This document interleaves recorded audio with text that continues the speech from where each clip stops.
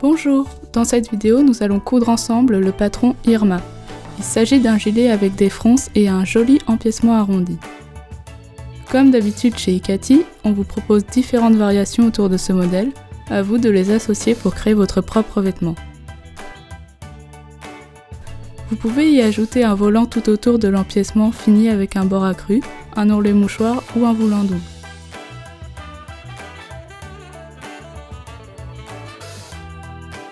On peut finir le bas avec un ourlet simple pour garder l'évasement ou ajouter des bandes pour resserrer et ainsi donner un look plus sportif.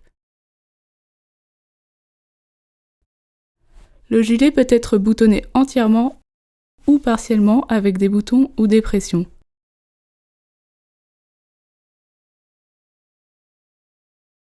L'encolure et la patte de boutonnage attenante au gilet sont finies par une parmenture. Ce patron est de niveau intermédiaire. Il devient un peu plus technique si l'on choisit d'ajouter les volants, mais reste tout de même accessible. Au niveau du choix des matières, il faut un tissu souple pour assurer un bon confort.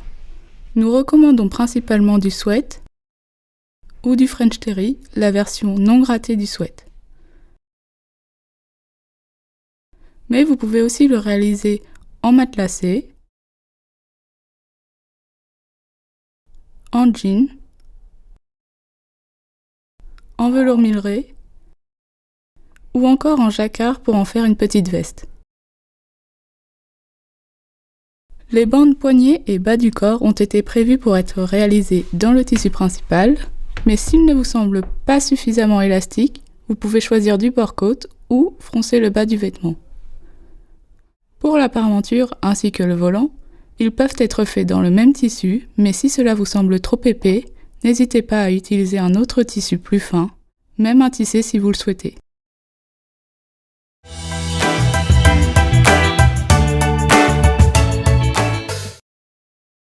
Une précision pour la découpe des pièces. Il vous faut déjà choisir si vous souhaitez réaliser des ourlets ou coudre des bandes en bas des manches et du corps, car les lignes de coupe sur le patron sont différentes. Pour la version avec ourlet, une marge de couture supplémentaire a été ajoutée.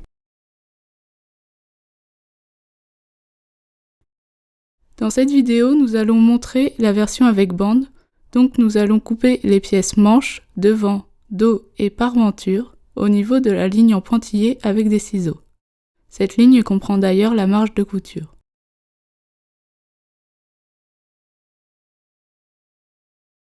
Concernant le volant, différentes finitions sont possibles. Un bord laissé à vif, un ourlet mouchoir très fin, un ourlet rouloté à la surjeteuse ou un volant doublé. Dans le cas d'un volant double, il faut couper les pièces 9A et 9B sur le pli le long de leur grand côté. Attention, cette version n'est recommandée que pour des matières très fines. N'oubliez pas de relever tous les repères du patron, ils nous seront utiles pour la suite de la couture. Il faut maintenant entoiler les parmentures, pièces 6A et 6B, avec une toile fine et souple de renfort thermocollante. On coupe dans la toile thermocollante les pièces 6A et 6B et on recoupe les marges de couture de 7 mm comme ceci. Cela va nous permettre d'éviter des surépaisseurs inutiles. On pose la partie encollée sur l'envers du tissu et on applique au fer à repasser.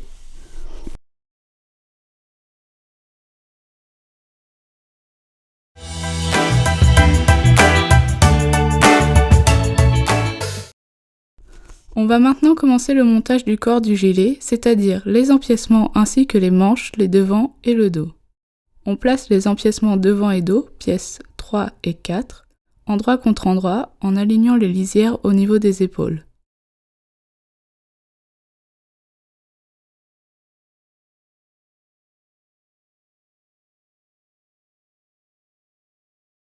Attention à ne pas confondre le côté épaule avec le côté milieu devant.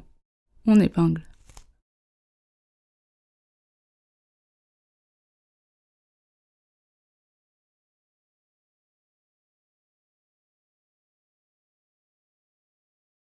On pique à 7 mm et on surfile les lisières ensemble. On va ensuite assembler les manches au dos. Attention à ne pas confondre la partie devant et dos de la manche. Un petit moyen pour la différencier, le côté dos est plus long que le côté devant.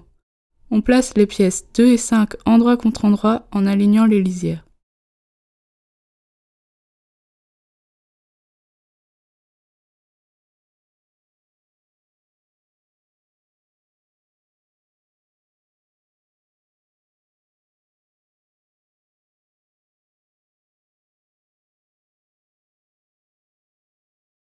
On pique à 7 mm, on surfile les lisières ensemble et on recommence pour l'autre manche. Il faut maintenant assembler les devants aux manches. On procède de la même façon en plaçant les pièces 1 et 5 endroit contre endroit.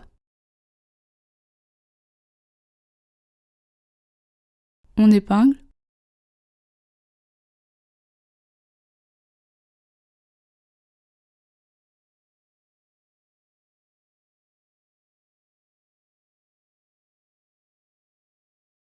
On pique à 7 mm et on surfile les lisières ensemble.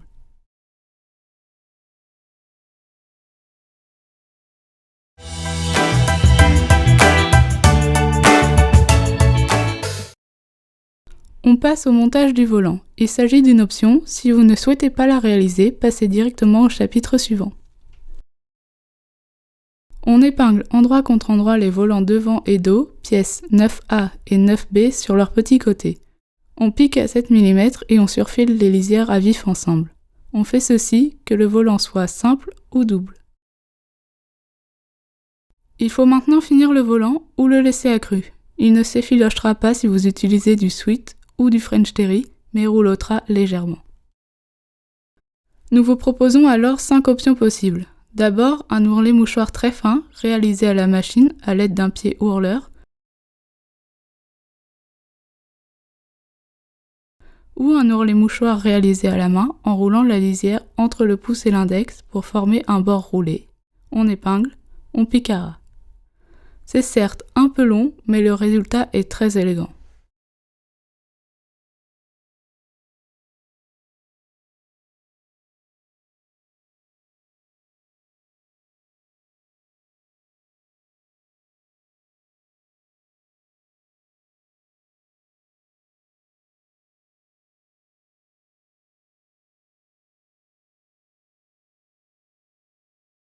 La troisième méthode possible est le bord rouloté 3 fils à la surjeteuse, comme ici.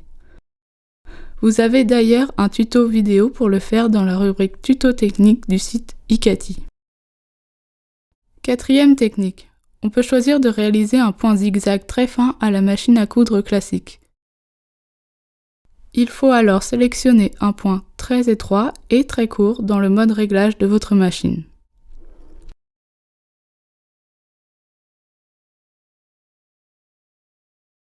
On réalise donc à la machine le point zigzag le long du bord accru et on passe une deuxième fois pour bien couvrir la bordure. Je vous montre ici sur un morceau.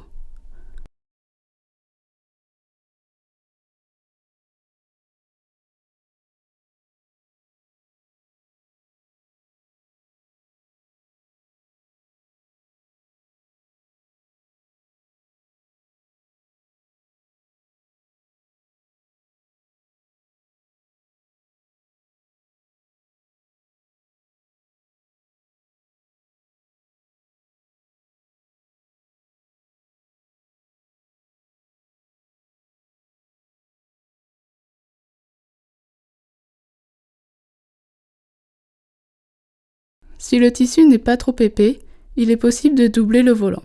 Dans ce cas, vous avez déjà coupé les pièces 9A et 9B sur le pli et il ne vous reste plus qu'à les plier en deux, envers contre envers, et à les repasser.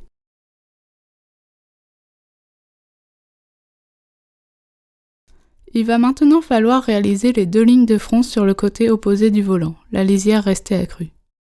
On règle la machine sur un point droit long avec une faible tension de fil et on pique 2 lignes parallèles espacées de 3-4 mm. Il faut faire attention à ne pas faire de point d'arrêt au début et à la fin de la couture pour pouvoir par la suite tirer et froncer. Concernant le volant double que nous avons coupé, on plie la bande en deux envers contre envers, puis on pique les 2 fils de fronce de la même façon mais à travers les 2 épaisseurs. Ici, cela devient un peu trop épais. On va maintenant diviser chaque pièce du volant en 4 et marquer par des épingles. Cela va nous permettre de mieux répartir les fronces pour un rendu plus homogène.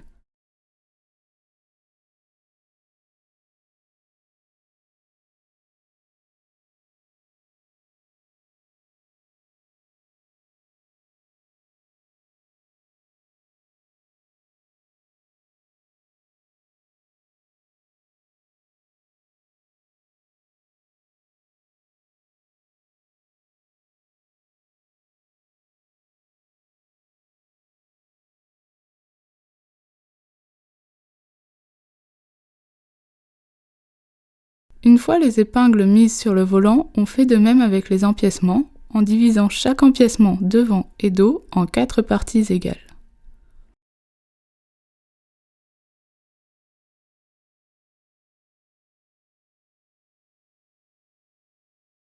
On va maintenant froncer le volant. Première méthode, classique mais un peu difficile. On va placer le volant sur les empiècements devant et dos, en faisant correspondre chaque épingle.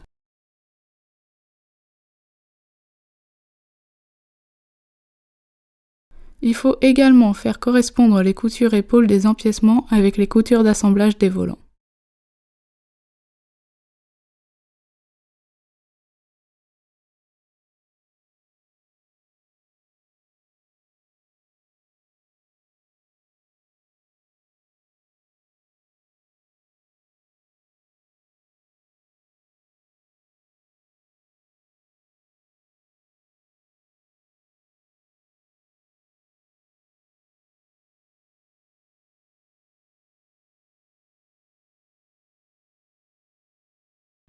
On tire sur les fils de fronce, les deux du dessus ou les deux du dessous, jusqu'à obtenir un volant de la même largeur que les empiècements.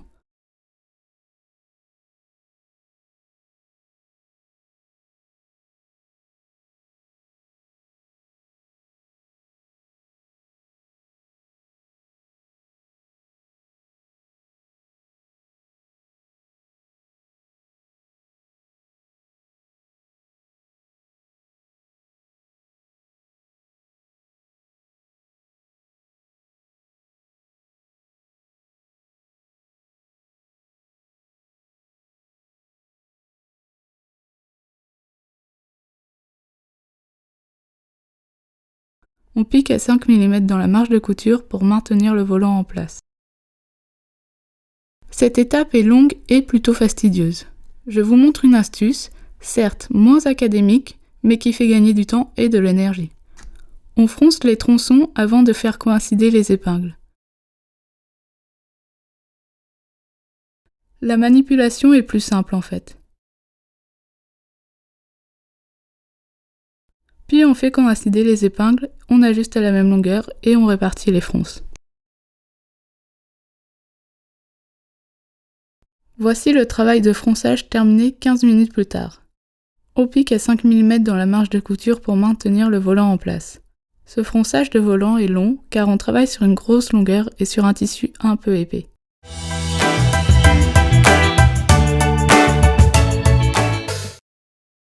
Avant d'assembler l'empiècement avec le corps, on va réaliser les fils de fronce sur les devants et dos. On règle la machine sur un point droit long avec une faible tension de fil et on pique 2 lignes parallèles espacées de 3-4 mm. Il faut faire attention à ne pas faire de point d'arrêt au début et à la fin de la couture pour pouvoir par la suite tirer et froncer. On commence donc par le dos en piquant d'un bout à l'autre sans piquer la manche. On divise en 4 parties égales et on marque avec des épingles. Concernant les devants, il ne faut pas piquer au niveau des pattes de boutonnage. Elles sont repérées sur le patron par les lignes en pointillés. En effet, ça ne serait pas très pratique d'avoir du volume et des fronces au niveau de la boutonnière et des boutons. On divise ensuite en 4 parties égales et on marque avec des épingles, toujours en ne prenant pas en compte la patte de boutonnage. Il faut également diviser en 4 parties égales les empiècements dos et devant. Vous avez au préalable marqué les 4 repères du patron sur les empiècements. Ils permettent de délimiter les parties devant, manche et dos. On va d'abord diviser en 4 les parties devant entre les repères et la patte de boutonnage.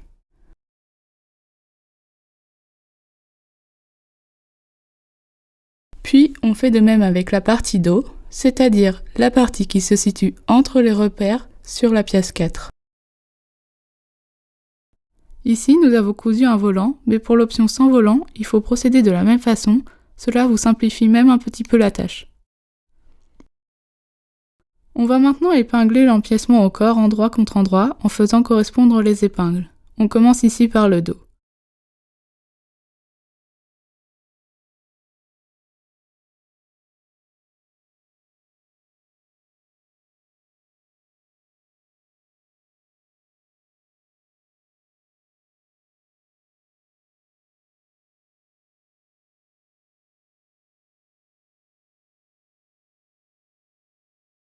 Les coutures épaules des empiècements correspondent au repère milieu-manche.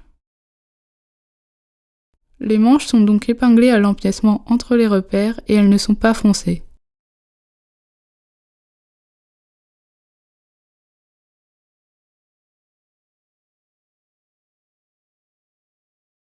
On termine par les devants en faisant correspondre les épingles.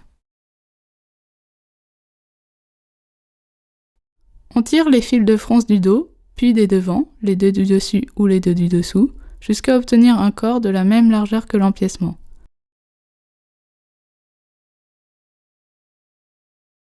Si vous avez choisi l'option volant, alors celui-ci est pris en sandwich entre l'empiècement et le corps. On procède par tronçon, le dos d'abord, puis chacun des devants.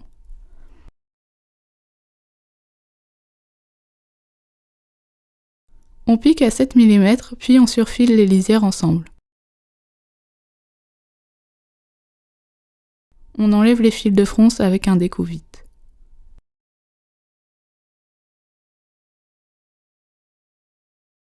On repasse la marge de couture vers l'empiècement et si on le souhaite, on peut la surpiquer sur l'empiècement pour la maintenir en place.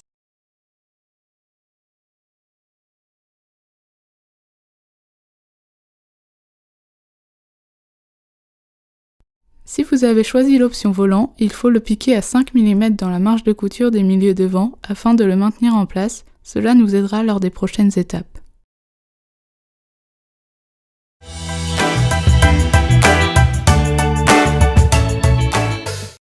On va maintenant passer au montage de la parmenture. C'est elle qui va nous permettre d'avoir une jolie finition au niveau de l'encolure et des milieux devant.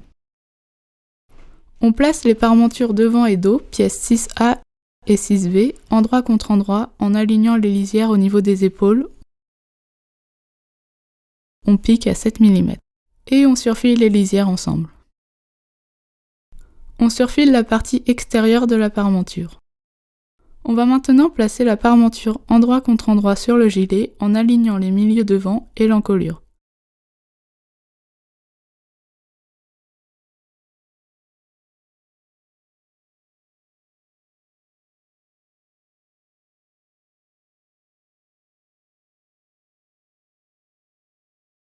On fait attention à bien faire correspondre les coutures épaules de l'empiècement et de la parmenture.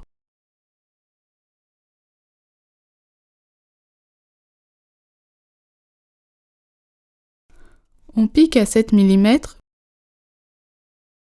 puis on dégarnit les angles.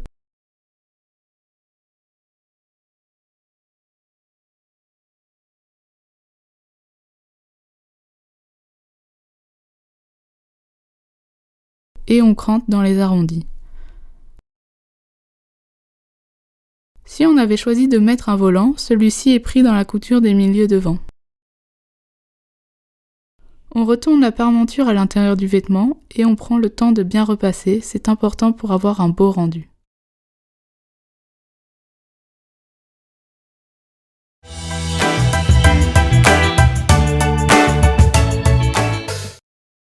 Vous pouvez réaliser le gilet avec ou sans poche. Pour une version sans poche, on place endroit contre endroit les dessous de manches ensemble, puis les lisières côté du corps. On prend soin de bien aligner les coutures au bas de l'emmanchure et on pique à 7 mm.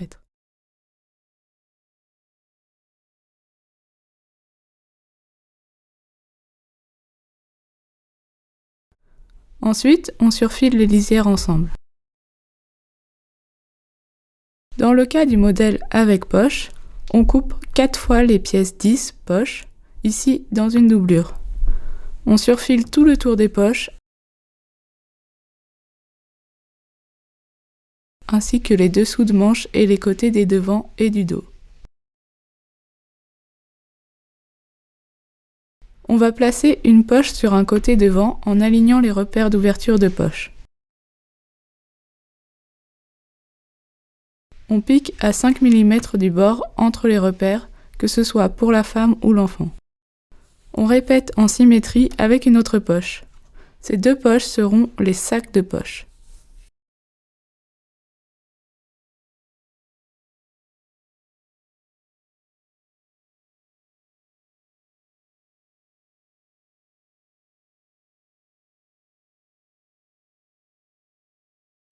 On va ensuite placer endroit contre endroit une poche sur un côté dos en calant les repères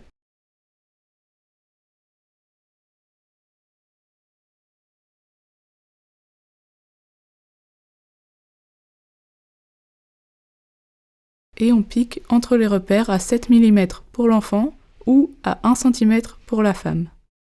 On répète en symétrie avec une autre poche. Ces deux poches seront les fonds de poche. On épingle les dessous de manches endroit contre endroit, ainsi que les côtés devant et dos en calant les ouvertures de poche et en écartant les marges en haut et en bas des poches. On épingle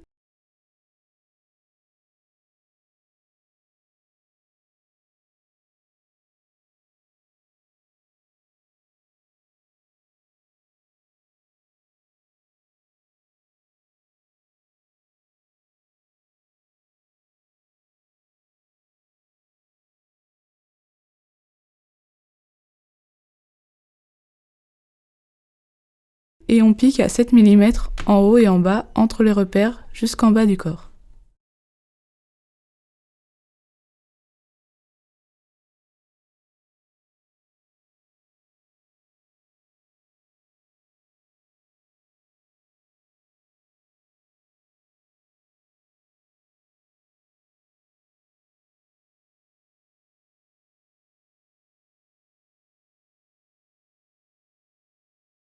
On réalise un cran dans la marge de couture du devant uniquement, à environ 5 mm des repères d'ouverture de poche. Il faut faire attention à ne pas couper dans la marge de la poche.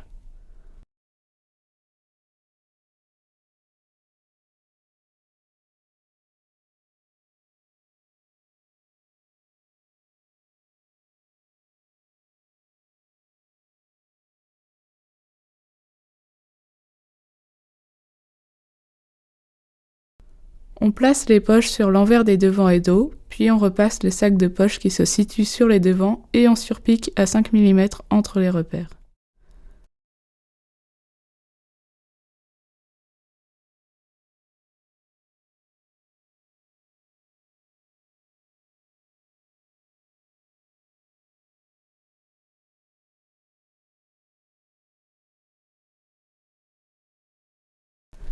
On superpose le fond de poche et le sac de poche endroit contre endroit, on prend soin d'aligner les bords et on épingle.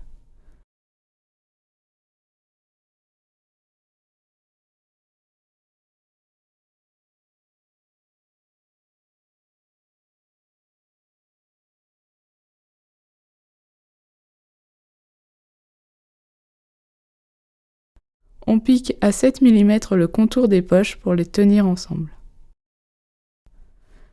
Il ne nous reste plus qu'à finir les poches en ajoutant des points de renfort en faisant des allers-retours aux entrées de poche.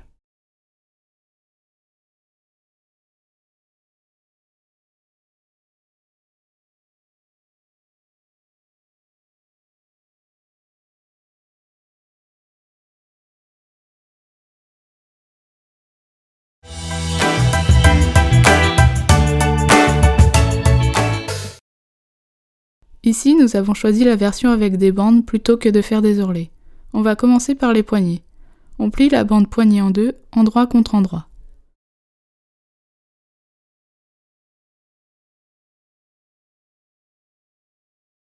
et on pique à 7 mm sur son petit côté. On replie ensuite cette bande en deux, envers contre envers, et on recommence pour l'autre bande poignée.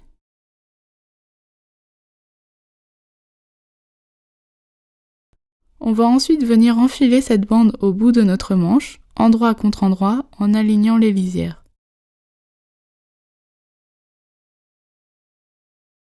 On fait coïncider les coutures.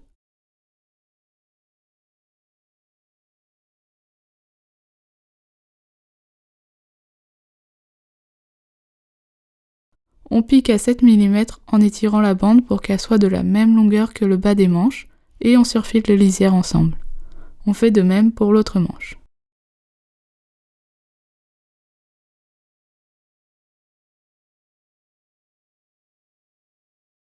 On passe maintenant à la bande bas du corps. On colle au préalable un carré d'entoilage à chaque extrémité de la bande du bas sur l'envers pour renforcer le tissu avant la pose finale des boutons. On plie la bande en deux, endroit contre endroit, le long de son grand côté. On pique les deux petits côtés à 7 mm. On la retourne sur l'endroit, on dégarnit les angles.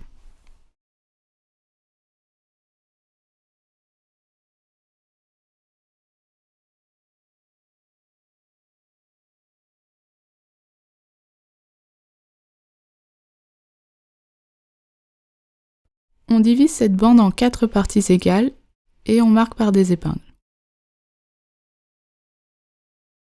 On fait de même avec le bas du corps.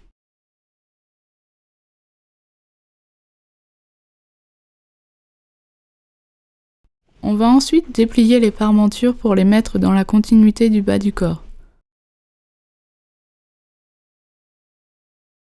On va venir épingler la bande au bas du corps en faisant correspondre les épingles. On aligne les extrémités de la bande avec les milieux devant.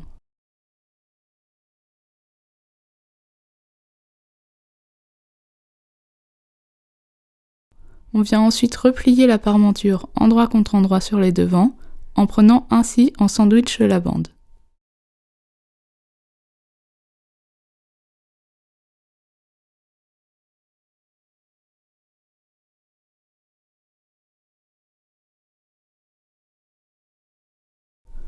On pique à 7 mm en étirant la bande pour qu'elle corresponde à la largeur du bas du corps. Vous allez beaucoup l'étirer et c'est normal, on veut que le rendu soit bien resserrant. Dans le cas d'une matière très peu extensible, on doit alors soit changer la bande pour une bande en workout, soit froncer le bas du vêtement avec des fils de fronce avant de l'assembler à la bande. On surfile les lisières ensemble, on dégarnit l'angle, et on retourne la parmenture vers l'intérieur du vêtement.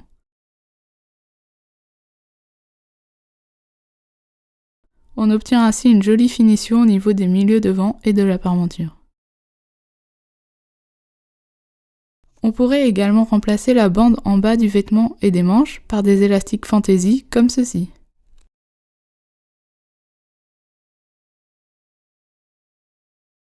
Pour le bas du corps, on finit les extrémités de l'élastique par un rentré que l'on pique à chaque bout avant d'assembler au bas du corps.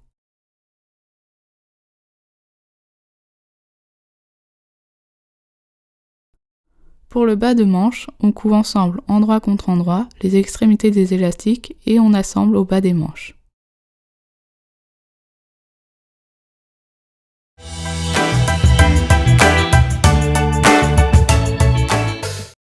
On passe aux ourlets si vous avez choisi cette option, sinon rendez-vous au prochain chapitre. Pour les ourlets en bas de manche, on va surfiler les lisières du bas des manches, faire un rentré simple de 2 cm, repasser, épingler et piquer l'ourlet.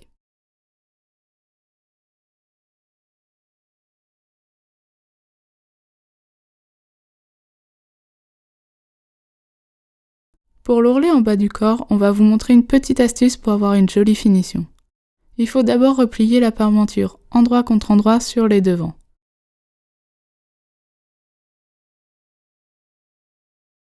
On va piquer la parmenture à 2 cm, parallèle au bas du vêtement.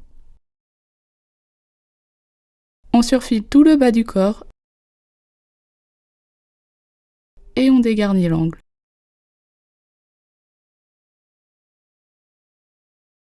On peut maintenant replier la parmenture vers l'intérieur du vêtement.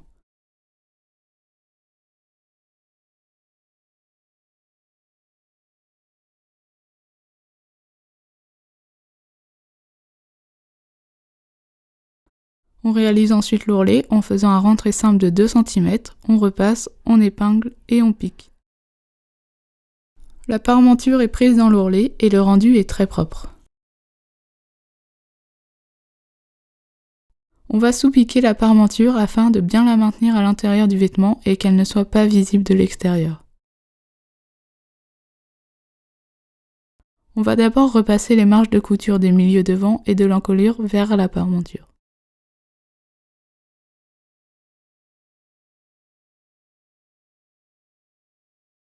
Il faut ensuite piquer ces marges de couture avec la parmenture à 2 mm du bord. Vous allez vite vous en rendre compte, il n'est pas possible de piquer jusqu'au bout, au niveau du bas des milieux devant et de l'angle, entre l'encolure et les milieux devant.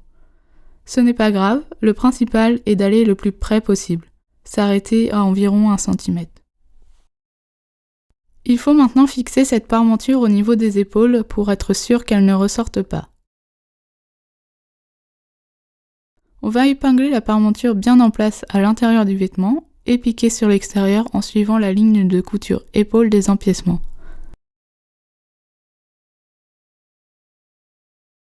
Prenez votre temps pour piquer exactement dans le sillon de la couture, ça vous permettra d'avoir une piqûre vraiment invisible. Si jamais la parmenture ne tient pas bien en place, vous pouvez également réaliser un point invisible à la main au niveau du milieu dos. Il ne nous reste plus qu'à poser les boutons pression ou réaliser des boutonnières et coudre les boutons en vis-à-vis. Les boutonnières ou la partie femelle des pressions sont sur la partie droite du gilet lorsque celui-ci est porté. Vous pouvez choisir de boutonner totalement ou partiellement votre gilet, tout dépend du style que vous souhaitez. Pour la version avec pression, on prend des pressions adaptées à la qualité de la matière. On a marqué et posé déjà presque toutes les pressions et on vous montre la pose de la dernière. On va d'abord lire la notice du fabricant de pression, on prépare les trous au niveau des emplacements, puis on va poser le dessus de la pression, la partie femelle ainsi.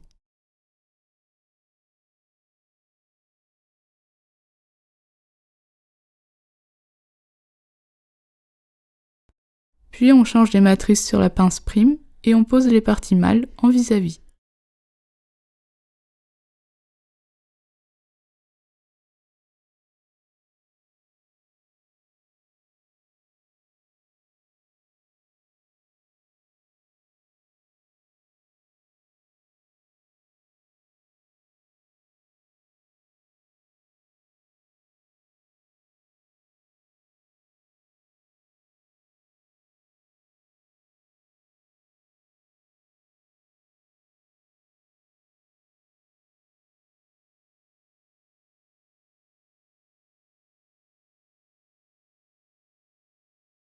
Et voilà, votre gilet Irma est terminé.